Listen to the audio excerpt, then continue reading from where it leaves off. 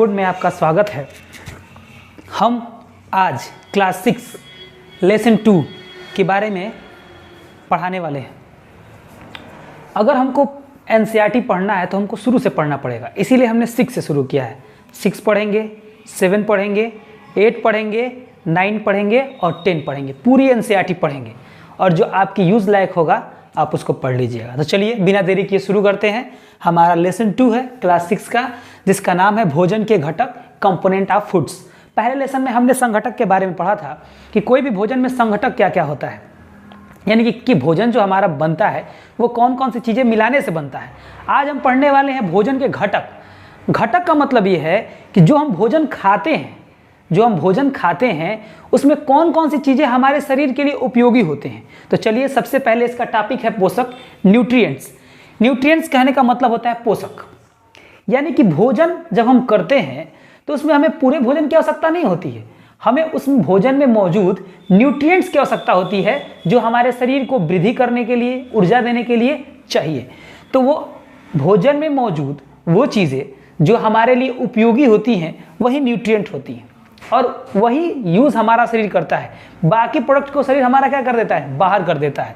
तो सबसे पहले जानते हैं कि भोजन में जो मुख्य पोषक तत्व होते हैं वो कौन कौन से होते हैं। भोजन में मुख्य पोषक तत्व कार्बोहाइड्रेट, प्रोटीन, वसा, विटामिन और खनिज लवण होते हैं। अगर हम बात करें कार्बोहाइड्रेट की, तो कार्बोहाइड्रेट हमें बहुत ज़्यादा मात्रा में चाहिए क्योंकि इसी से हमको क्या मिलती है, ऊर्जा मिलती है। अगर हम कोई भी कार्य करते हैं तो उस कार्य को करने की जो ऊर्जा मिलती है, त्वरित ऊर्जा, यानी कि तुरंत जो ऊर्जा मिलती है वो कार्बोहाइड्रेट से मिलती है। और वसा से भी हमें ऊर्जा मिलती है, लेकिन वसा से थोड़ा ज़्यादा मिलती है, ठीक है। और प्रोटीन जो होता है हमारे शरीर के ऊतकों के निर्माण में, हमारे शरीर के वृद्धि के निर्माण, हमारे शरीर के वृद्धि में ये हमारी मदद करता है। विटामिन्स हमें रोगों से बचाते हैं। खनिज लवण हमारे शरीर की मजबूती देते हैं, ठीक है। और उच्छांश, ये देखिए, ये हमारे शरीर को बहुत ज़्यादा मात्रा में चाहिए। कार्बोहाइड्रेट, प्रोटीन और वसा ये हमारे शरीर को ज़्यादा मात्रा में चाहिए क्योंकि इसकी आवश्यकता बहुत ज़्यादा होती है।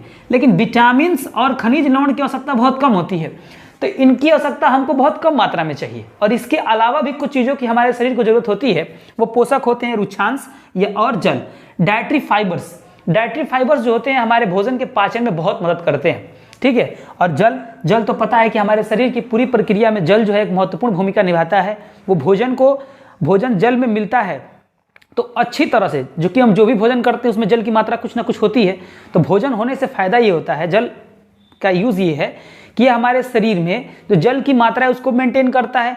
और प्लस जो भोजन में पाए जाने वाली चीज़ें हैं, जो भी चीज़ें हैं जो हमारे शरीर के लिए उपयोगी है, विटामिन्स, मिनरल्स, खनिज लवण, इन सबको घोल के इनके अवशोषण में बहुत मदद करता है जल, ठीक है। तो चलिए आगे और भी चीज़ें हैं उनको देखते हैं। इतना आप लोग लिखना चाहेंगे तो लिख सकते हैं। इसके अलावा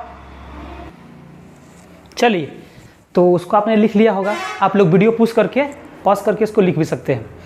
तो नेक्स्ट हम बात करते हैं कि कैसे हम पता करेंगे कि जो हम खाद्य पदार्थ जिस खाद्य पदार्थ का हम इस्तेमाल कर रहे हैं उसमें क्या है, प्रोटीन है, कार्बोहाइड्रेट है, फैट है। जैसा कि हमको पता है कि कार्बोहाइड्रेट और फैट से हमें ऊर्जा मिलती है, काम करने की ताकत मिलती है। और प्रोटीन से हमको क्या मिलती है, हमारे शरीर की वृद्धि होती है, हमारे शरीर में ऊतकों का निर्माण होता है। तो चलिए शुरू करते हैं।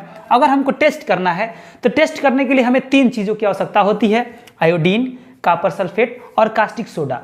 और इसका हमको विलयन बनाना है, यानी कि पानी लेके उसमें एक एक चम्मच डाल के इसको घोल के रखना है। विलयन बनाना है, पानी वाला विलयन, ठीक है। अब हम देखते हैं सबसे पहले कार्बोहाइड्रेट। देखिए कार्बोहाइड्रेट बहुत टाइप का होता है, कार्बोहाइड्रेट कई प्रकार के होते हैं, ठीक है। लेकिन जो इंसानों में सबसे ज़्यादा जो कार्बोहाइड्रेट जो सबसे ज़्यादा इंसान के द्वारा कंज्यूम किया जाता है, या इंसानों में सबसे ज़्यादा जो कार्बोहाइड्रेट पाया जाता है वो मड है और शर्करा है, यानी कि स्टार्च है और शुगर है। स्टार्च, तो इसीलिए हम केवल मड का परीक्षण जो है यहाँ पर पढ़ने वाले हैं। हमारे सिलेबस में 6 में यही है। मड के परीक्षण के लिए अगर कोई खाद्य पदार्थ आप लेते हैं तो उस पर आप लोगों को आयोडीन का जो पानी वाला विलयन हमने तैयार किया है, आयोडीन नमक डाल के, उसका 2-3 बूंद इस पर गिराते हैं। अगर उसका रंग नीला या काला हो जाता है तो ये कंफर्म हो गया है कि उसमें कार्बोहाइड्रेट की मात्रा है। और कार्बोहाइड्रेट में कौन सा कार्बोहाइड्रेट, मड, कौन सा, मड, जिसको इंग्लिश में क्या कहा जाता है, स्टार्च, यानी कि उसमें स्टार्च क्या है, मौजूद है। और इससे हमको क्या मिलती है, ऊर्जा मिलती है। सेकेंड, अगर प्रोटीन के परीक्षण की अगर हम बात करें तो जो हम खाद्य पदार्थ खाते हैं उसमें हमको ये पता करना है कि इसके अंदर प्रोटीन है कि नहीं। तो हमको करना क्या है कि उस खाद्य पदार्थ को अच्छे से मिक्स करके उस पर कॉपर सल्फेट और कास्टिक सोडा का विलयन उसमें मिलाना है। अगर उसका रंग बैंगनी रंग का हो जाता है तो हम कहेंगे कि इसमें प्रोटीन है। क्या मिलाना है? प्रोटीन वाले में हमको मिलाना है कॉपर सल्फेट और कास्टिक सोडा, रंग हो गया बैंगनी।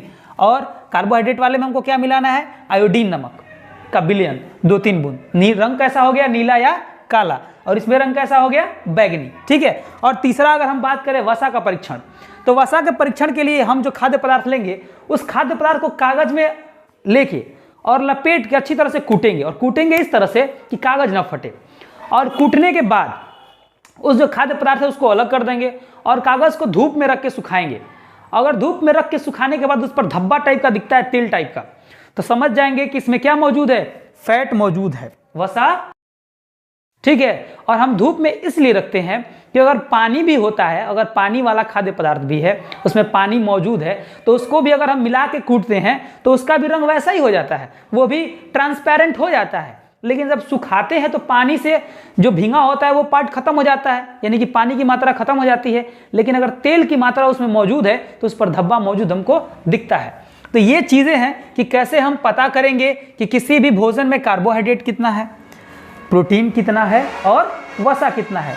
तो आप इसको लिख लीजिए, अच्छे से चार्ट बना लीजिए। देखिए, इसको नोट्स के रूप में आप बना सकते हैं, क्योंकि ऐसे अगर आप बना के याद करेंगे, अगर लिखेंगे तो आपको याद नहीं रहेगा, लेकिन ऐसे चार्ट बना के लिखेंगे तो आपको सारी बातें याद हो जाएंगी। तो चलिए हम हट जा रहे हैं, आप लोग लिख लीजिए और वीडियो पॉज करके भी आप ये चीज़ें लिख सकते हैं। ठीक है। अब तक हमने कार्बोहाइड्रेट, वसा और प्रोटीन के टेस्ट के बारे में जाना कि कैसे टेस्ट करेंगे। तो पहले वाले का टेस्ट हमने किया था कि आयोडीन, अगर इसमें आयोडीन की विलयन का बूंदे अगर 3-4 बूंदे इसमें डालते हैं तो इसका रंग कैसा होता है? काला या नीला। इसमें हम लोगों ने पढ़ा था कॉपर सल्फेट, ठीक है, उसको डालने पर इसका रंग कैसा हो जाता है? बैगनी। और इसमें हमने पढ़ा था वसा वाले में कि उसको हम पकड़ के कागज़ में लपेट के कूटते हैं और उसको सुखा देते हैं, तो उस पर अगर धब्बे दिखते हैं कागज़ के तो हम मान जाएंगे कि इसके अंदर क्या मौजूद है? इसके अंदर वसा मौजूद है, यानी कि फैट मौजूद है। आइए हम जानते हैं कि अब ये प्राप्त कहाँ से होते हैं। तो सबसे पहले अगर हम कार्बोहाइड्रेट की बात करें तो पहले ही हम कह चुके हैं कि कार्बोहाइड्रेट हमें क्या देता है? ऊर्जा। और वसा से हमें क्या मिलती है? और ज़्यादा मात्रा में ऊर्जा। यानी कि अगर पूछेगा कि सबसे ज़्यादा ऊर्जा कहाँ से मिलती है तो हमें कहाँ से मिलती है? वसा से। और उसके बाद इससे कम थोड़ा मिलता है कार्बोहाइड्रेट से, लेकिन त्वरित ऊर्जा देता है कार्बोहाइड्रेट, ये इसकी सबसे बड़ी क्वालिटी होती है। ठीक है। तो सबसे पहले कार्बोहाइड्रेट, इसका स्रोत क्या है, यानी कि ये प्राप्त कहाँ से होता है। तो कार्बोहाइड्रेट हम डेली क्या प्राप्त खाते हैं? गेहूँ, चावल, ठीक है, गेहूँ, चावल, आलू, गन्ना, बाजरा, मक्का, तरबूज, ये सब हम खाते हैं। ठीक है। तो इनसे हमें क्या मिलता है? इनसे हमें मिलता है ऊर्जा। क्या मिलती है? ऊर्जा। फिर वसा, वसा से हमें और ज़्यादा मात्रा में मिलती है ऊर्जा। तो वसा हमें कहाँ से प्राप्त होता है? पादप से, जंतु से। अगर हम पादप की बात करें, यानी कि पादप यानी कि प्लांट्स, पेड़ पौधे, तो अगर हम पादप की बात करें तो सरसों है, सोयाबीन है, नारियल है, इनसे हमें क्या मिलता है? वसा, फैट मिलती है, यानी कि तेलीय चीज़ जो भी होता है, जो भी तेलीय चीज़ होता है, तेल वाला चीज़ होता है, उन सबसे हमें क्या मिलता है? वसा मिलती है। और जंतुओं की बात करें तो जंतुओं में मांस, घी, मछली, मक्खन, दूध, क्रीम, इन सबसे हमें क्या मिलती है? फैट, यानी कि वसा। चलिए अगर हम प्रोटीन की बात करें तो प्रोटीन के सोर्स जो होते हैं वो जंतु में यही है, मांस, घी, मक्खन, दूध, क्रीम। और अगर हम पादप में बात करें तो जितने दलहनी चीज़ें होती हैं, दाल, मटर, राजमा, मूंग, चना, सोयाबीन, इन सब में क्या पाया जाता है? प्रोटीन पाया जाता है। और प्रोटीन क्या होता है? हमारे शरीर के वृद्धि में मदद करता है, मतलब शरीर वर्धक इसको कहते हैं, प्रोटीन को शरीर वर्धक कहते हैं। तो इसको आप लिख लीजिए। ठीक है। चलिए आगे चलेंगे। उसके बाद आप लोग वीडियो पोस्ट करके लिख लिया कीजिए। तो आपने लिख लिया होगा। आइए हम बात करते हैं। देखिए, अगर आपसे पूछेगा कि शरीर वर्धक भोजन कौन सा है, तो जो प्रोटीन युक्त भोजन होता है वो शरीर वर्धक होता है, यानी कि उससे हमारे शरीर में वृद्धि होती है, हमारे ऊतकों में, हमारी कोशिकाओं का निर्माण होता है, हमारे शरीर में मसल्स, मांसपेशियों का निर्माण होता है, मांसपेशियां मजबूत होती हैं। तो चलिए आगे हम पढ़ते हैं विटामिन्स। विटामिन्स की आवश्यकता क्यों पड़ती है? अगर हम भोजन कर रहे हैं तो भोजन में अगर किसी विशेष प्रकार के तत्वों की हमारे शरीर में कमी हो जाए तो हम बीमार पड़ सकते हैं, हमारे शरीर में कमजोरी हो सकती है। विटामिन हमें इन्हीं सब चीज़ों से, इन रोगों से बचाने का काम करता है। तो अगर हम विटामिन ए की बात करें और इसकी आवश्यकता हमें बहुत कम मात्रा में होती है, ज़्यादा मात्रा में नहीं होती। अगर हम विटामिन ए की बात करें तो विटामिन ए से जो प्रॉब्लम होती है उसको दृष्टिहीनता कहते हैं, विजन प्रॉब्लम, यानी कि आंखों से कम दिखता है। समस्या, आंख की जो दृष्टि क्षमता होती है, आंख की जो देखने की जो क्षमता होती है वो कमज़ोर हो जाती है। अगर इससे हम बचना चाहते हैं तो हम क्या इस्तेमाल करेंगे? गाजर, दूध, पपीता और मछली का तेल।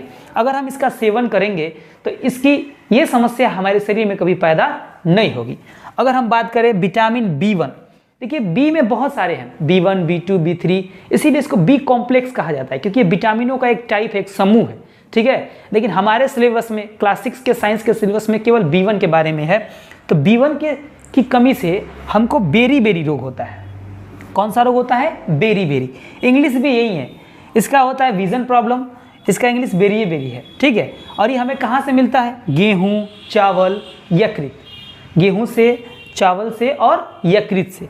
अगर हम बात करें विटामिन सी की, जिसको हम लोग क्या, इससे बीमारी क्या होती है? अगर विटामिन सी की हमारे शरीर में कमी हो गई तो इससे होती है स्कर्वी।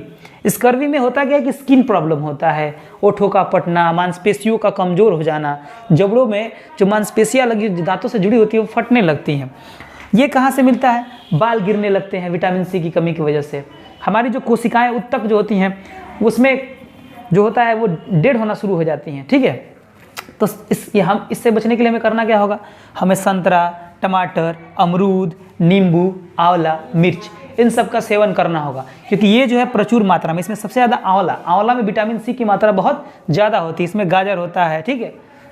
आगे देखिए विटामिन डी की कमी से हमें रिकेट्स होता है और ये हड्डियों वाला रोग होता है, हमारी हड्डियाँ कमज़ोर पड़ जाती हैं। वैसे विटामिन डी का शरीर खुद निर्माण करता है, ठीक है, और मिलता भी है, कुछ चीज़ों से मिलता भी, जैसे कि मछली, अंडा, मक्खन और दूध। आगे विटामिन ई से शारीरिक कमजोरी होती है, शरीर में कमजोरी हो जाएगी, मांसपेशियां कमजोर हो जाएंगी, चलने में व्यक्ति असमर्थ हो जाता है। तो इससे बचने के लिए हमें सेवन करना चाहिए मछली, बादाम और मछली के तेल का। मछली या मांस लिख सकते हैं, मांस। चलिए आगे देखते हैं। विटामिन के की कमी से हमारे शरीर में रक्त का थक्का नहीं बनता। अगर विटामिन के की हमारे शरीर में कमी हो गई तो अगर एक बार जहाँ कट गया तो वहाँ से ब्लड गिरता रहेगा। हम देखते हैं कि हमारा जो कोई भी पार्ट शरीर का कटता है तो तुरंत जो होता है ब्लड, कुछ ही देर बाद ब्लड वहाँ पे स्टॉप हो जाता है, ठीक। तो अगर विटामिन के की हमारे शरीर में कमी हुई तो हमारा रक्त का थक्का नहीं बनेगा, और रक्त का थक्का नहीं बनेगा तो अगर कहीं कट गया तो हमारा सारा ब्लड शरीर से बाहर हो जाएगा, तो हम मर सकते हैं। तो ये भी हमारे शरीर के लिए बहुत आवश्यक है। ये मिलता कहाँ से है? अंडा और बटर से। तो ये सारी चीज़ें हैं। विटामिन आप लोगों को अच्छे से याद करना पड़ेगा कि विटामिन ए की कमी से कौन सा रोग होता है, B1 की कमी से कौन सा रोग होता है, क्योंकि बहुत इंपॉर्टेंट पार्ट है, ये हर एग्जाम में पूछा जाता है और ये बेसिक साइंस है। इसमें देखिए, और विटामिन की हमको बहुत कम मात्रा की जरूरत होती है, बहुत ज़्यादा मात्रा नहीं चाहिए हमको। कार्बोहाइड्रेट उचित मात्रा में चाहिए, प्रोटीन भी चाहिए, फैट भी चाहिए, लेकिन ज़्यादा मात्रा में इसकी विटामिन की ज़्यादा मात्रा में जरूरत नहीं होती, बहुत कम मात्रा में हमारे शरीर में ज़रूरत होती है।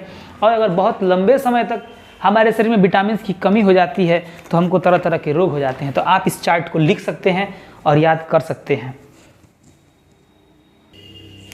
तो ये इस लेसन का पहला पार्ट था, इसका सेकेंड पार्ट भी हम बनाएंगे। तो आप लोग बताइएगा कि ये कैसा लगा, और ये सारा नोट्स बना लीजिएगा क्योंकि आपके लिए बहुत यूज़फुल है। और बहुत जल्द हम टेलीग्राम ग्रुप बनाने वाले हैं जिसमें सारा नोट्स अपलोड कर दिया करेंगे। जैसे ही चैनल बनता है आप लोगों को लिंक बता दिया जाएगा।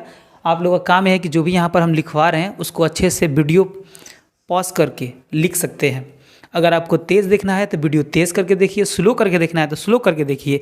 अगर एक बार में समझ में नहीं आता है तो बार बार देखिए, तो आपको ये पूरी तरह से समझ में आ जाएगा। Thank you.